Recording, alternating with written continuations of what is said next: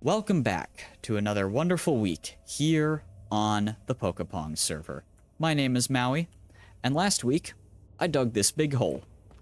Now, if you don't know what's going on here, go check out the last episode, it'll get you caught up, but the basic gist of it is that this is going to be the lobby for my Black Mesa-inspired laboratory base. And we've got a whole lot on the agenda for this week, so let's get to it. So let's go through the plan for this week, shall we? As you can see here, I have several things I'd like to get done, starting with the elevator, and then we've got a whole lot more drilling to do. I'd like to have a respawn chamber on the left side of the room, a big platform elevator down to the warehouse on the right side of the room, and on the far side of the room is going to be our main corridor that leads off to all of the production areas of the facility. So, first up, we gotta get this elevator built, because right now, the entrance to the base is literally just a 3x3 hole in the ground, and that simply will not do. So, as I said in the last episode, the plan here is to build a little shack, just a little, like, rust bucket of a shack right here, and inside the shack will be an elevator that takes us down. It'll have keycard access, and it's going to be, hopefully, pretty sick. So, I haven't actually decided on a block palette for the little shack yet, but luckily, I don't actually need to. I know that I'm going to be using this cool door that you saw on my pumpkin last episode, and for the walls, I'm going to be using these. These are copycat panels from the Create mod. You can see they look a bit like trapdoors. They're the same thickness. You can place them in any orientation. But what's unique about these is that you can fill them with any block. So, like, you can see right now they have this, like, frame look to them. I can take raw copper, slap it in there.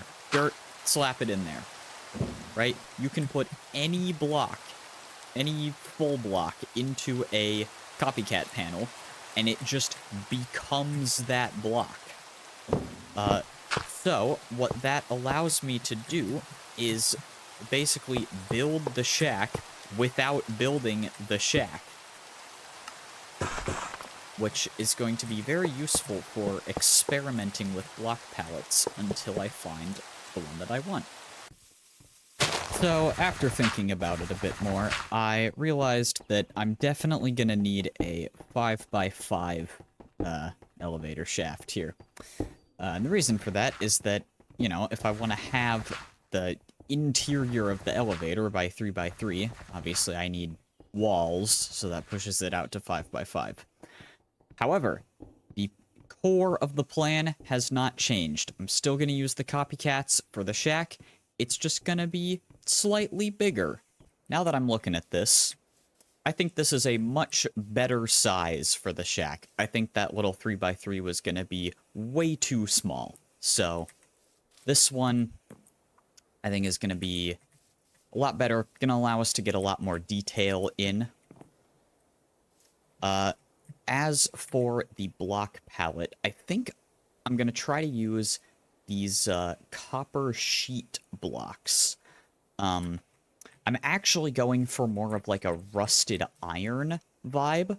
But in my reference images that I've been looking at, a lot of like corrugated iron rusts into these same like blue and kind of orangish brown shades. So I think I'm going to go mainly with these two, probably mix in some other stuff. And really, I'm just going to wing it, and we'll see where it goes. So because my power generation capabilities are pretty lacking here, it's taking a really long time for all of this copper to get refined. So in the meantime, I went ahead and built this little AFK fish farm. Now, the astute among you may already know that AFK fish farms no longer work for getting enchanted books or anything in the treasure category. because treasure items now require open water in order to catch them. However, treasure items are not what I want from this. What I actually want is in the junk category. There's a 1% chance, if you get a junk item, to get an ink sac. Or actually, you get 10 ink sacs. And ink sacs are required for the card inscriber here. This is from a Create add-on called Things and Misc. And it allows me to make a little card that is that cannot be reproduced by other players, because it saves the data of which player it was created by. And I need a card, an ink sac, and a name tag. Now, obviously, under normal circumstances, just going out and killing squids would be way faster for getting ink sacs, but unfortunately, the squid spawns on the server are basically non-existent right now. I went out and hunted for squids for like 15 minutes and I couldn't find any. So I'm just gonna go with the AFK option and hope that I can get some ink sacs in the time that it takes for my copper to refine. Alright, well, turns out I didn't need the fish farm, because Foxtrot had some ink sacs and all I had to do was ask. But at least I have this now, just in case I need some in the future. So, let's go ahead and get that card made. Step 1, I need to make a name tag. Create adds this very convenient name tag recipe using the new cardboard that it adds. That's from the most recent Create update, version 6. So, take the card inscriber, put in the empty card, the ink sac, and the name tag, and I would assume this name tag probably needs to actually be named with the, what I want the card to say, I guess? I don't know, I'm kind of just, I'm figuring this out as I go. So, let's see what this does. I'm gonna name this R and D access card.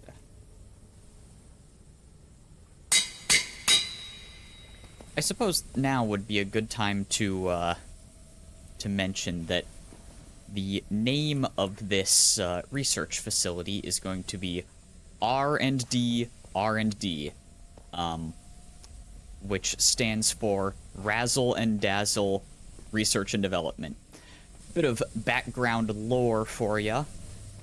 All the way back in Pokepong Season 1, my friend and I basically did a parody of Team Rocket that we called Razzle Dazzle.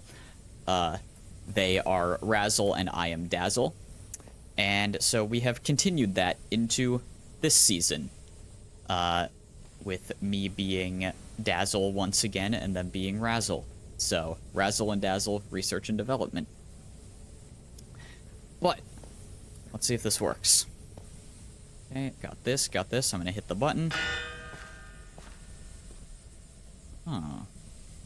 Wait, it didn't... Did it not need to be named?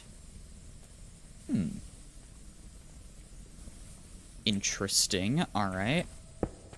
Now if I do the card reader... Ah, it does have a name. Okay. It's got like an internal name. I see. Ah. How cool is that? So I have my little access card, and I right-click on the card reader, and it gives a redstone output. That's so cool. See, I should probably rename the card as well. R and D access card. I guess I give it the full name. Why not? Yeah, there we go. Actually, I'm curious. Can I re-inscribe the card? Like if I were to change this to include both R&Ds, could I then re-inscribe the card with that? No, I cannot. Okay. Interesting. So this will just have to remain as the internal name. Reference card is now... yeah.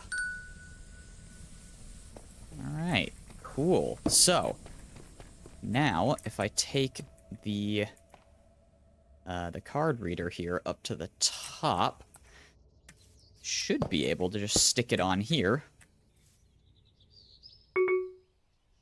Oh. Yeah, that's so cool! Oh, that's sick. Although, what I'm probably going to end up doing, right, because I could do that, you know, and I got a nice little, opening sequence there. But I think what I'm going to end up doing is actually putting this more, like, off to the side. Because, of course, if the elevator is down at the bottom, I don't want the door to open immediately, like, before the elevator can get here. So I'm probably gonna put this off to the side, and then use the create redstone links, which are wireless redstone, to, you know, run a signal into the door and around to the elevator contact back there. So when you scan your card, it calls the elevator and then opens the door once the elevator arrives. Or if the elevator is already here, it'll just immediately open the door. I think that would be really cool. So it turns out that the copper blocks I want to use have to be waxed. So I'm out here collecting bees, and I just wanted to take a moment to appreciate how gorgeous this biome is. Look at these purple flowers. These are lavender flowers from Biomes of Plenty, and just look at that. Look how good that looks. Ah, I love Minecraft. Alright, the bees have been acquired. This is actually way more bees than I need. Really, I just need a single honeycomb. Because... this one. The create mod adds a method of, waxing copper that does not consume the honeycomb. You can see here, honeycomb block not consumed. So all I need is a single honeycomb block, and I can just wax as much as I want. But, you know, I figured there were a lot of bees around. Might as well grab them all. Could make a big honey farm or something in the future. And just like that, we are a waxin'.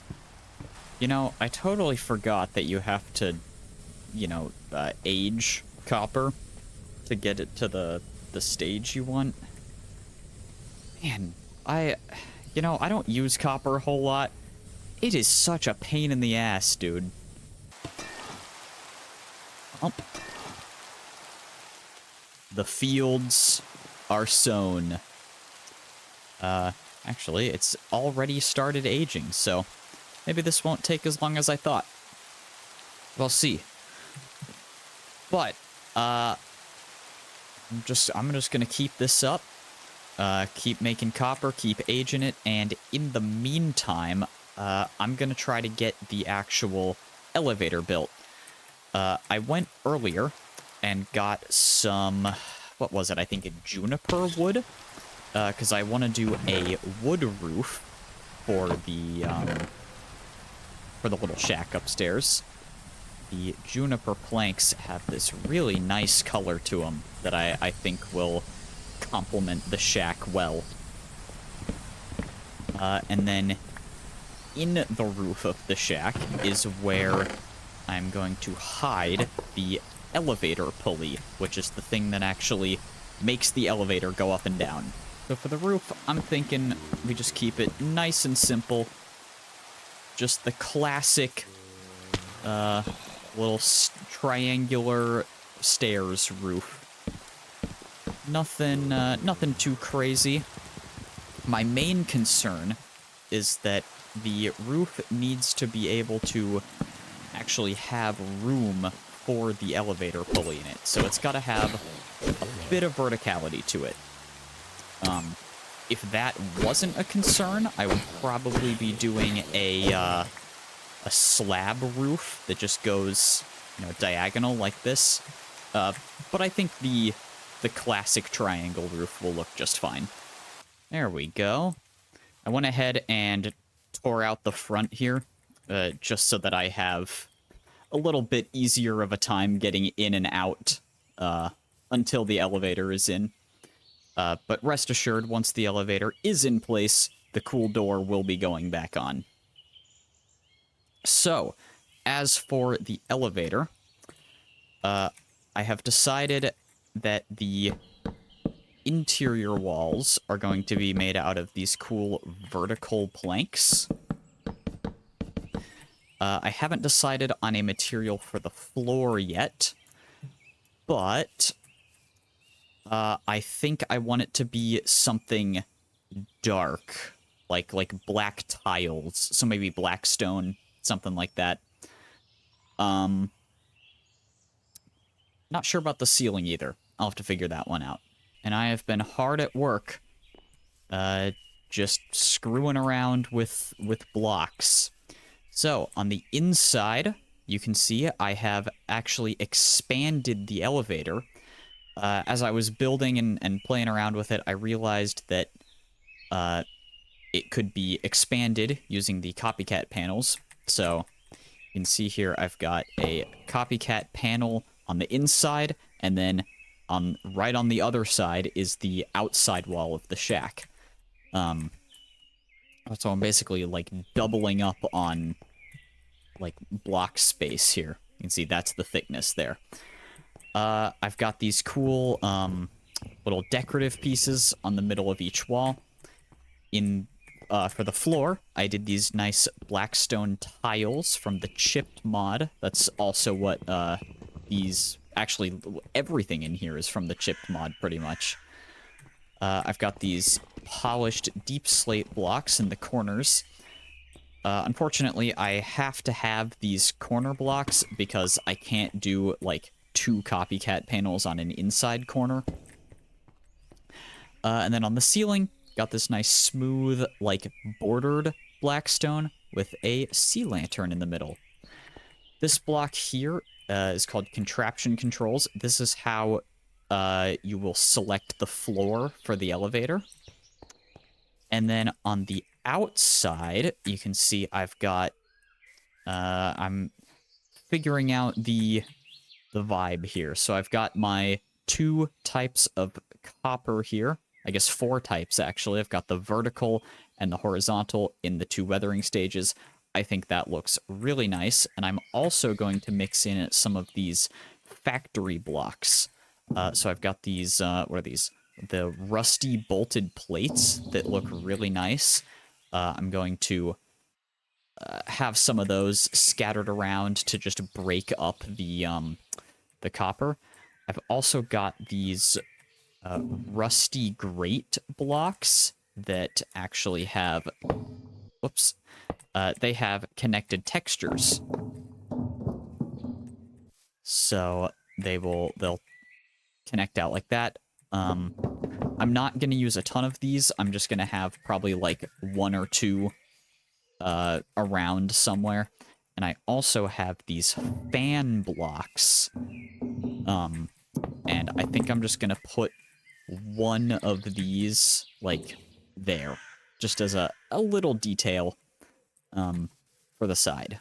Another piece of the elevator I'm going to need is called the rotational speed controller. And what this block allows me to do is take any speed of input rotation and turn it into any speed of output rotation. And you'll see what that means here in a minute. But this block needs a precision mechanism in order to craft. And it's got this really wonky looking recipe here. But it's not nearly as complicated as it looks. So you start with a golden sheet, and you throw it on here, and then above the golden sheet, you place a deployer. And then, in the deployer, you have to run the golden sheet through these 3 items 5 times. So, step 1, we put in a cogwheel. Power this. And you can see this has now turned into an incomplete precision mechanism. And you can see on the tooltip here, progress 1 of 15. And it shows you the next steps, which is very convenient. So now we just swap out for a large cogwheel. Do it again. Swap out for an iron nugget. And just repeat that 5 times. And there we go. Another weird little thing about the recipe for this, you can see here on the output that it has an 80% chance and a 20% chance of getting just not the item that you want. This can be pretty annoying sometimes, but luckily these are not crazy expensive. And the random salvage that you get, it's always another create mod piece, like a cogwheel or an andesite alloy or something like that. So at least you get something, you know, sort of useful, even if the recipe fails. But now we need to take this precision mechanism, combine it with a brass casing, and there is the rotational speed controller. And this block actually needs one other piece in order to work. And that is, it needs a large cogwheel. I'll show you what I mean by that. Basically, you put this down. You can see it's got this little number on the side. This is where you set the output rotation. And at the top, you can see it's got this slot in it. You take a large cog, and you put it in that slot, and that is your either your input or your output. So you can run rotation into this, oh my goodness, into the bottom here or the top, and whichever one you aren't powering is your output, and whichever one you are powering is your input. So to show what that would look like on the actual elevator, I put my rotational speed controller at the bottom and my large cog at the top, powering the elevator pulley here. And then all I have to do is run power into the side of the speed controller, and I can set the output speed to whatever I want. And as long as there are enough stress units to power the elevator pulley, it'll just work. All right, went ahead and got a little temporary power setup going. Eventually, this is going to be hidden. I'm going to put like a little generator back here. And I may not even do the shaft coming out the top. I crafted these things, which are from Petrol's parts, and they put like a big, like, tube thing that transfers rotation. It's really cool, but like, the recipe doesn't craft enough of them. Look at this. So you gotta place one and then the other one. And you can see down at my hotbar there, not enough hydraulic transmission. This is the shortest you can make them. So you need at least 6 of them, but the recipe only makes 4. What's up with that? And they're so expensive, too. Look at this. 2 precision mechanisms, 4 brass sheets. Like, this is not a cheap recipe, and it doesn't make enough. I don't know, man. Weird choice, but I shall deal with that at a later time. For now, it's time to get this elevator activated. So, up here, got my power coming in. You can see I rearranged this a little bit so it works better. Got the speed controller here. For now, I am not changing the, actually, I am changing the speed. I'm increasing it a bit. Let's see. But before I activate this, let's see, we got 64 stress units here, and we got 256 here. So I can actually turn the speed up by 4 times. Up to 64. There we go. 256. And now I have the elevator super glued together already. I have a contact on the bottom so it knows where to stop. I need to fill that in. And now all I should need to do is right-click on the elevator pulley. There we go. You saw that little jolt. The elevator is no longer made of blocks. It is now actually an entity. And you can see my contraption controls has a 1 displayed on it. If I use my mouse wheel, I can scroll between the available floors. So if I go to floor 0 and right-click, down I go. And here we are. How cool is that? I don't have the materials for it yet, but when I do, I'm gonna put an actual door here. I'm going to use... Let's see, which one was I gonna use? I think I was gonna use the train door. Yeah, here we go. The train door from Create.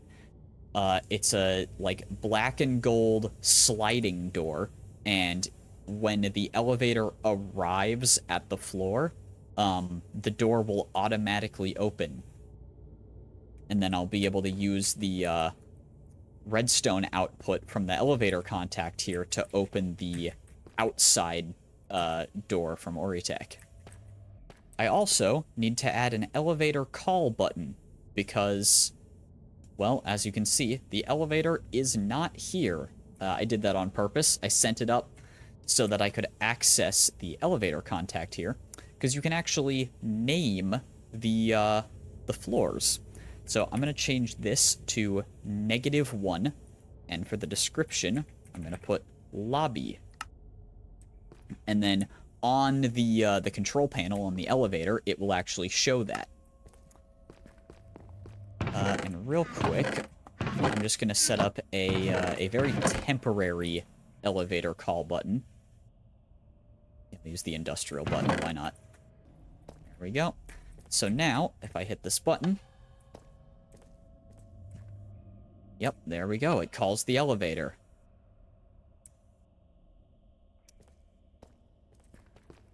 I might make the elevator faster as well. You know, I feel like that's a normal elevator speed, but for the sake of convenience, I may make it a bit faster. So yeah, you can see here, -1, lobby. The upper floor is still called 1, so I'm gonna go change that one real quick.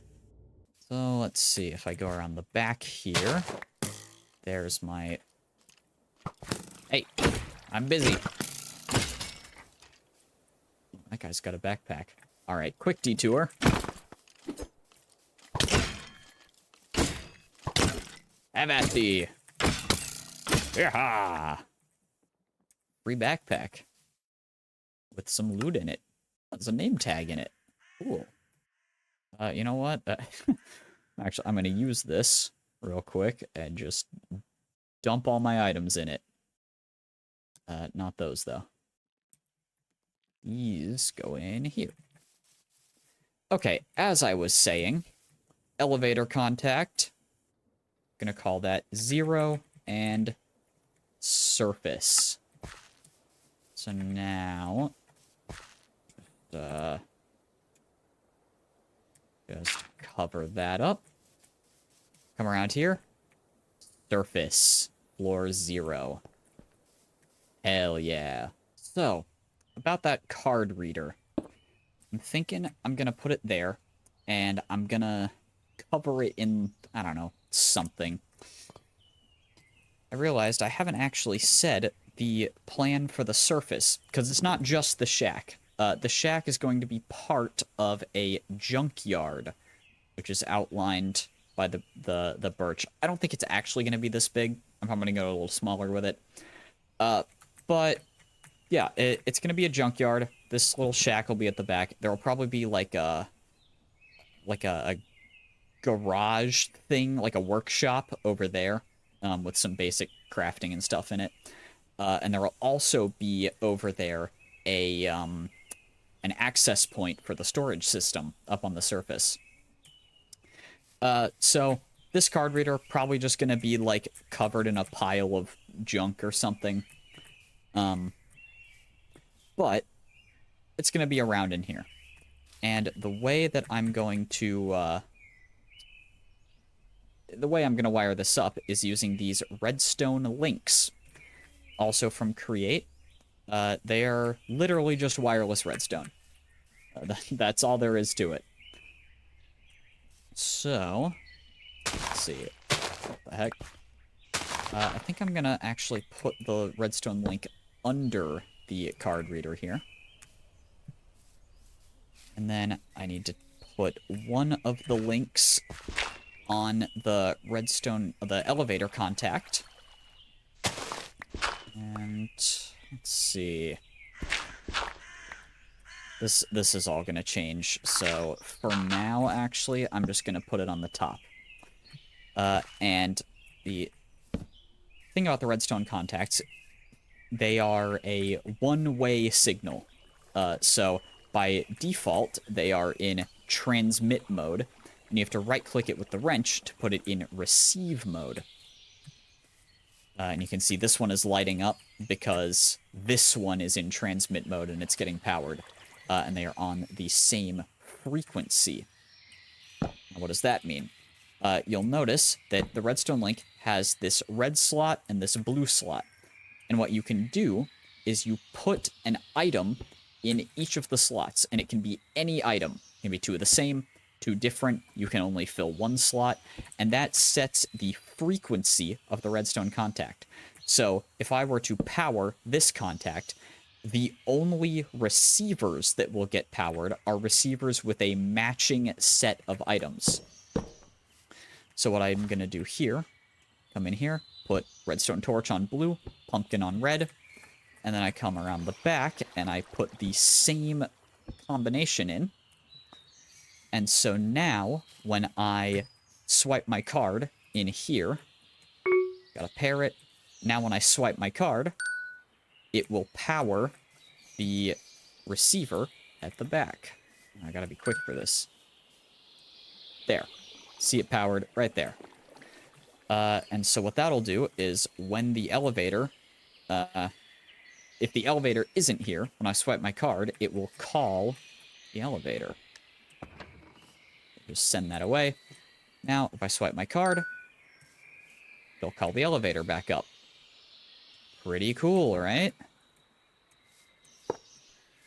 And I'm going to have to figure out the redstone for this, but I also want it to open the door. But I only want it to do that when the elevator arrives. So, here, let's see. It's like here. Elevator's already here. Swipe my card.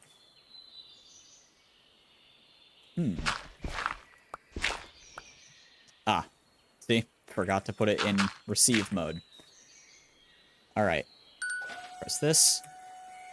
Yeah! Now that's what I'm talking about. But I'm now trapped in here. So I don't actually want to do it that way. As you may have noticed earlier, the elevator contact emits a redstone signal when the elevator is here. So what I can do is I can run a redstone line around underneath the ground here and just have the door open when the elevator is at the top. Now, of course, that has the problem that the door will just be passively open, but I'm sure there's a way around that. I just need to go tinker with it for a bit. As promised, I have figured it out. I've built this little redstone circuit here to handle all the logic. And we'll get to how this works in a moment. But first, allow me to demonstrate that it works. So, right now, the elevator is up at the top. So if I use the key card, the door opens immediately. We can walk in and use the elevator. The door will stay open for 5 seconds, and then it will close. Now, if we go down, go back up, when we arrive at the top, the door opens. Stays open for 5 seconds, then it closes again. If the elevator is not up at the top, send it down, wait for the door to close. If the elevator is not up at the top, when I call it, the door doesn't immediately open, but you can see the elevator is on its way up, and when it arrives, the door will open for 5 seconds. What I would like to do as well is add a little bell chime, because the most recent Create update added this desk bell, and you can attach it to an elevator, and it'll ding when it arrives at a floor. But anyways, now I will explain how this circuit works. So, to start off, these are Create components. These two are called pulse repeaters. Basically, they take in a signal at the back, and they emit a pulse at the front. If you're familiar with redstone, this is just a monostable circuit in a single block. What the fuck is that? As I was saying, these are pulse repeaters. They work like a monostable circuit where any length of input here will emit a 1-tick pulse here.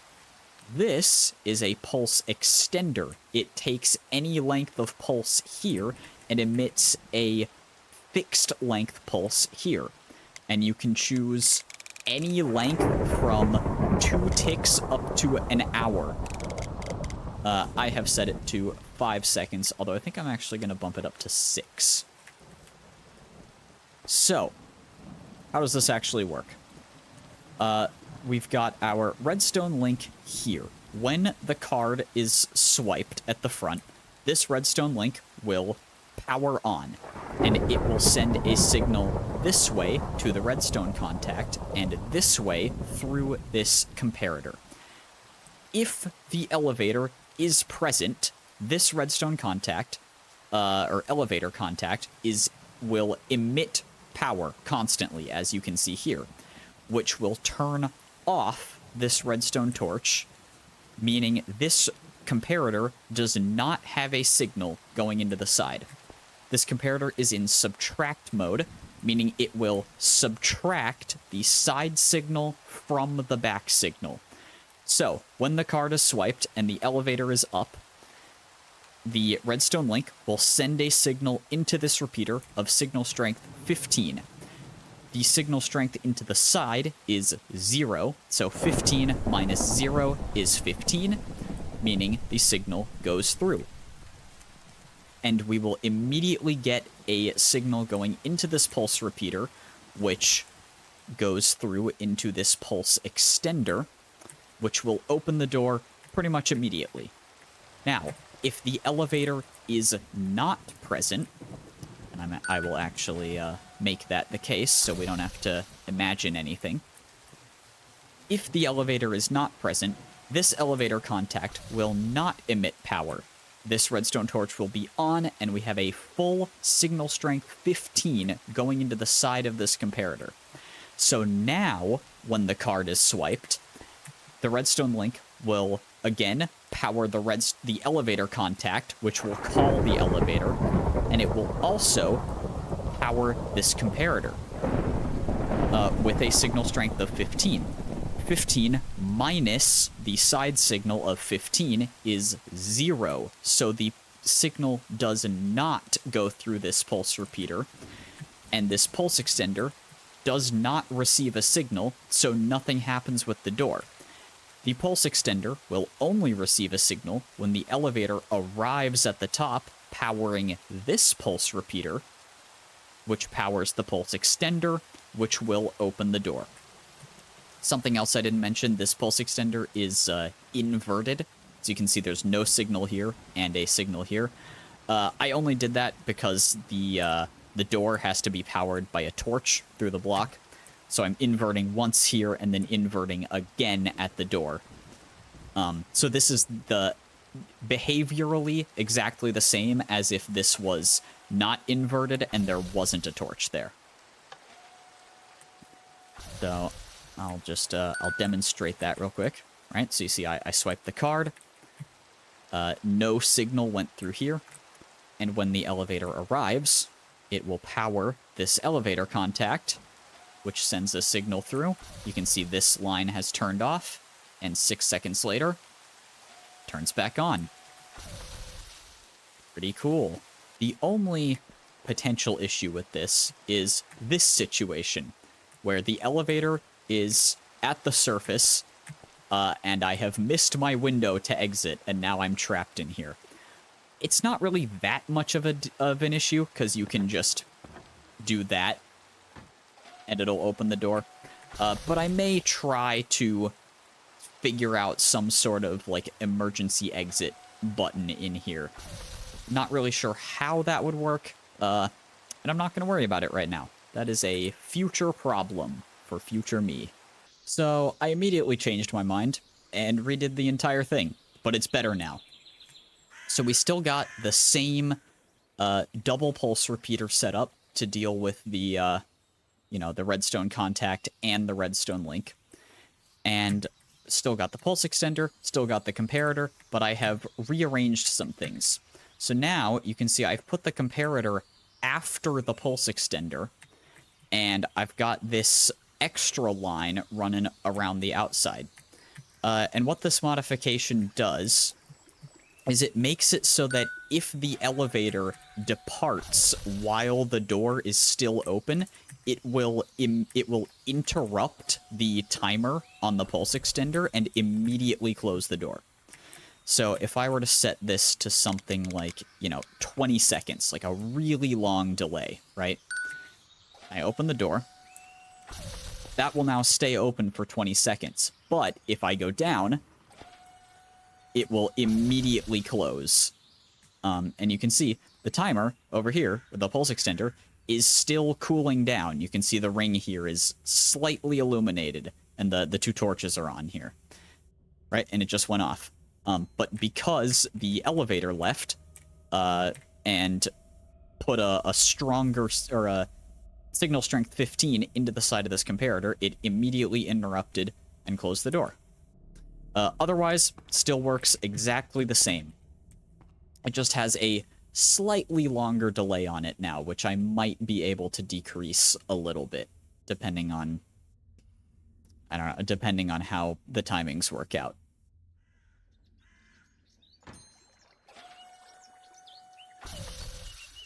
Yeah, so it turns out I didn't actually need the delay on these to be any higher at all. I was just thinking about it wrong. The only thing increasing delay in this setup is this one redstone torch, which only increases the delay by 1/10 of a second, so really not that big of a deal. Well, that took forever. It has been several hours, and I have finished the entire outside of the shack. This copper took so long to make, I went off and played Rain World while I was waiting for it to all get done. If you don't know what Rain World is, change that. It's amazing. I finished the new DLC, and it's awesome. Go play Rain World right now. But anyways, the top portion of the elevator is now complete. Functionality's all still the same. I didn't mess with the redstone anymore. And next up, I would like to hopefully get the storage system at least started. I have to go to bed in real life, so tomorrow, that is going to be the goal. It's good to be back. I've dug out this little cubby on the side of the room here, and this is going to be the entrance into the storage system. I want to build a big platform elevator like you would use for moving big like equipment and stuff. And that is going to go down into a warehouse. Gonna be probably down in here, about where this cave is and beyond.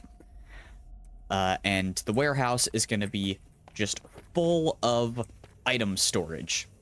And then up here and all around the facility, there are going to be little storage like interfaces. There'll be a mob that you can interact with and just select which items you want, and then those items will be delivered from the warehouse to wherever you are. So, for the elevator, I want to use these factory blocks. I showed these yesterday, but I didn't really explain what they are. Basically, these are a single block. You craft the base block, and then you can use the chipped mod to turn it into all of these different variations of it. And these have some pretty cool textures. You can get these, like, animated fans, or these big batteries, and all kinds of stuff. Some of them have connected textures you can see if I, like, manipulate them here. Yeah, and I'm going to be using these heavily in this build. I actually specifically requested this mod get added to the server just for this build. So, we're definitely going to make use of them here. One mod that we don't have on the server, that I really wish we did, is the Create Deco mod. It's a Create add-on that adds lots of cool building blocks, and specifically it adds railings that go on the side of the block like these copycat panels do, and they look really nice. But unfortunately, the mod isn't updated. We are on 1.21.1 here on Pokepong, and Create Deco only goes up to 1.20.1. So, pretty unfortunate there. Maybe it'll get updated in the future, and we can add it on and get these swapped out. But for now, these unfilled copycat panels, they do the trick. They look enough like railings, for my taste. So here's the completed elevator. I messed around with a bunch of the different textures for this middle part and settled on this one. I also wish this border was not so thick, but I can live with it. So, next up, gotta bust out the old drills again. I'm gonna drill out the elevator shaft, and then get started on the giant warehouse room. It's honestly probably gonna be even bigger than this room, though not as tall. So, let's go. Did somebody order a giant hole? That's right. The warehouse is done. Well, the room for the warehouse is done. In the future, I might expand it that way, but for now, this is going to be plenty of space. So let's go over the plan.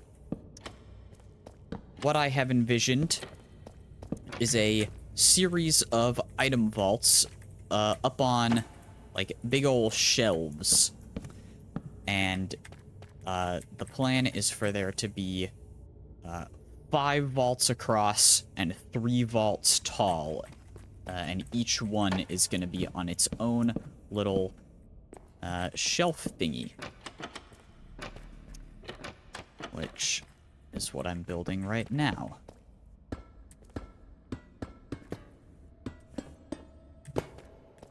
So if you're unfamiliar, these are item vaults, these blue things. It is a big storage container added by the Create mod. And you cannot interact with it normally. You can see I'm trying to right-click on it. Nothing happens. The only way to put items into or get them out of an item vault is with automation. So like funnels or hoppers or pipes or however else you can put items into things. And the advantage of item vaults is that they can hold a very high amount of items. And actually, interesting thing, they are less dense than a regular chest, like less item dense. However, their capacity is based on total number of items rather than number of slots. So, like an item vault in many circumstances can actually hold more than a chest just because you aren't often filling every slot of a chest to the maximum. Whereas an item vault, it is impossible to waste space like that. So, I need to get a whole bunch more vaults, and I'm gonna start getting these put in. Alright, so here are a couple of the vaults built up. Hopefully this lets you get an idea of what the vision is for this whole place. Basically, another one of those up top, which I might need to make the ceiling a little higher for. Might have miscounted. That's alright, though. Another one of those up top, and then 4 more out this way, and then that whole thing mirrored on the other side. So I will have a total of 30 item vaults in this room, which is probably way more storage than I will ever need, and I am not going to be putting all of them in today's episode, although I am going to build the racks that they will eventually be slotted into, so I can expand the storage over time. Behold, my great warehouse. As you can see, the racks are done. I did end up having to make the room a little bigger. I had to make the roof 1 block taller, and the back wall had to be pushed out by 2 blocks. It also turned out that I built this first rack in the wrong place, so I had to scoot it back 1 block, which was not as much as a pain as you'd think. I just put it on a minecart contraption, then picked it up and put it back down. And then I just made the rest of these. And as I need more storage, I will just add vaults onto the racks. So, next up, this needs to be an actual storage system. Right now, this is just 2 item vaults with nothing in them and no way of getting items in or out. So, I'm gonna go do some crafting. And then, we're gonna go ahead and get these set up for an actual storage system. But first, I took a little detour, and I redid the whole elevator. Yeah, I was thinking about it, and the system I had with the gantry shafts, it wasn't it. Alright, so I swapped them out for the good old-fashioned elevator pulleys. Got a control panel on each side, got a call button on each side for this extra wide elevator. It's pretty slow, but I like it. Nice dramatic speed, especially because it's this big, like, open air design. Right, and then you come down into the warehouse, which, I mean, I think that's pretty sick. And just for good measure, I'll demonstrate the call buttons here. Hit that big old button, and it comes right up. Couldn't be more simple. You'll also notice I've actually got 4 elevator pulleys on this. That is completely decorative. The only one that's actually powered is that one. There's a water wheel hidden in the wall back here, just powering that one. And the other ones, they just connect automatically, but they don't actually contribute anything to the system. So I've been talking up this storage system a whole lot, but I have yet to explain how it's actually going to work. Allow me to introduce the package frog port and the packager. These are new blocks that came with Create version 6, and they are going to enable the entire storage system to function. So the way this works is you have some sort of inventory. I've got this item vault here, you know, and this is representing the big item vaults downstairs. And in this item vault is right now is 20 bamboo. So when I power this packager, you can see a cardboard box is created, and it contains the 20 bamboo that was in this item vault. Then the package frog port will take this package and deposit it onto one of these chains that you can see running around the room here. The package will have an address assigned to it that matches wherever the items were requested from. So let's say I have, you know, an item request point over here on the wall. I request my items, package is created, put on the chains, the package comes over to the destination that it is assigned, and another frog port will take it off the chain and present the items to me. Similarly, when I put items into the storage at any of the access points, they will also be packaged up, deposited onto the chain by a frog, and taken down to the warehouse, where they will then be unpackaged into the vaults in the warehouse. So it'll be a big loop of these, like, packages being carried around and on the chains, and the frogs are what take items onto and off of the chains. Of course, there's a bit more to it than that, but that is the basic gist. And once some of the more advanced features come into play, I will show those as well. Behold, my conveyor madness. I've been a little busy placing so many conveyor belts. It looks like a weird, like, bug thing, don't it?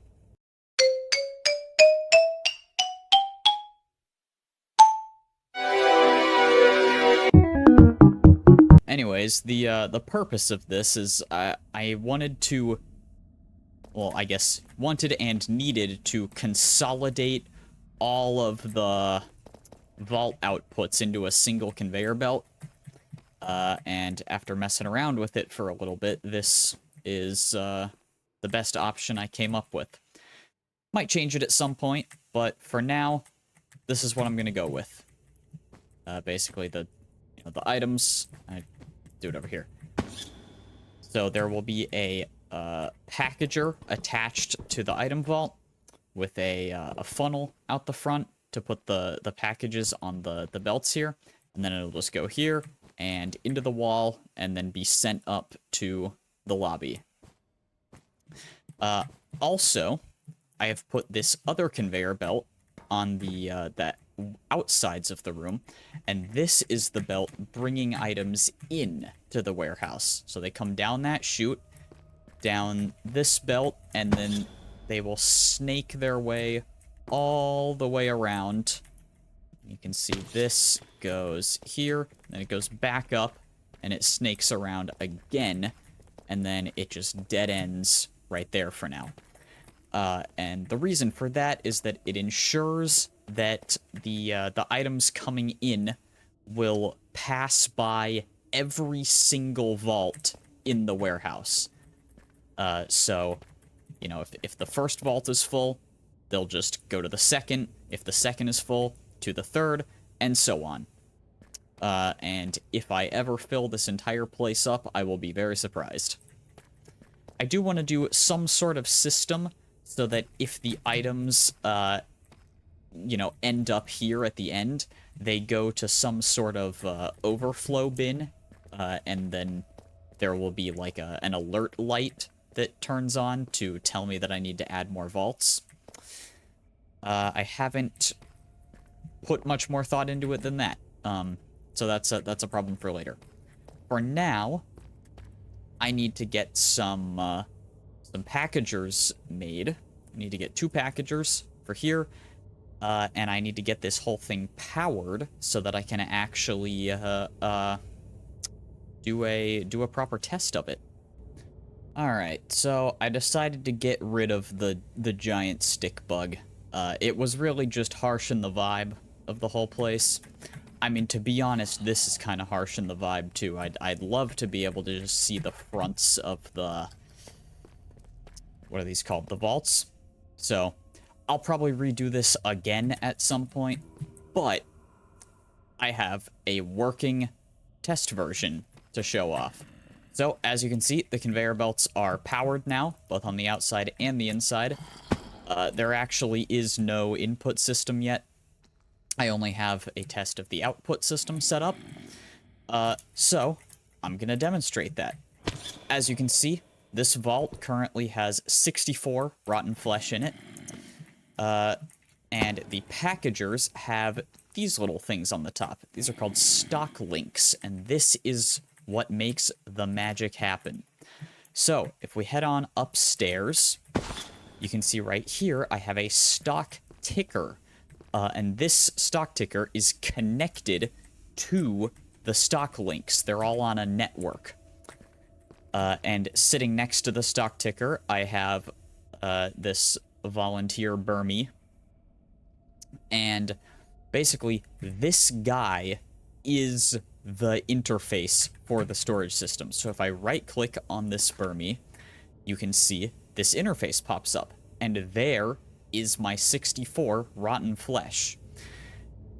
In the, at the bottom of the UI here, I have programmed in the address of that frog port.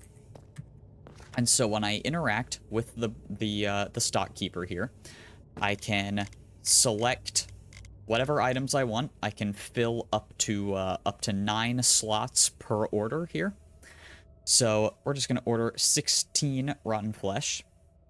And when I hit send, the item will be packaged up and sent out in a cardboard box, which will then be sucked up this tube here, deposited on the chain, and picked up by this frog, where it will be deposited for my consumption.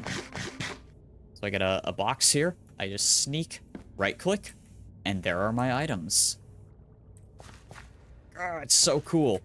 But unfortunately, I am all out of time for today's episode. So let's talk about next time.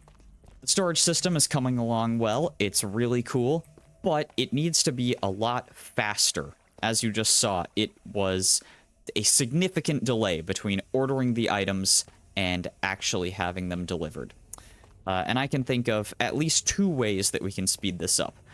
The first is that the whole system can run faster. It's currently rotating at 204 RPM, and the maximum is 256. Currently, it's just powered with these little water wheels over here. I could add more water wheels, I just didn't. And the other thing is these vacuum tubes are severely limiting my delivery speed. They are much slower than the conveyors are, and I'm using a lot of them, so I need to figure out a faster method of transporting items upward. And I've got some ideas, but we will explore those next time. If you are a returning viewer, or if this is your first time watching, thank you so much. I really appreciate it. Don't forget to leave a like, comment, subscribe, all the YouTube stuff, and I will see you next time. Bye!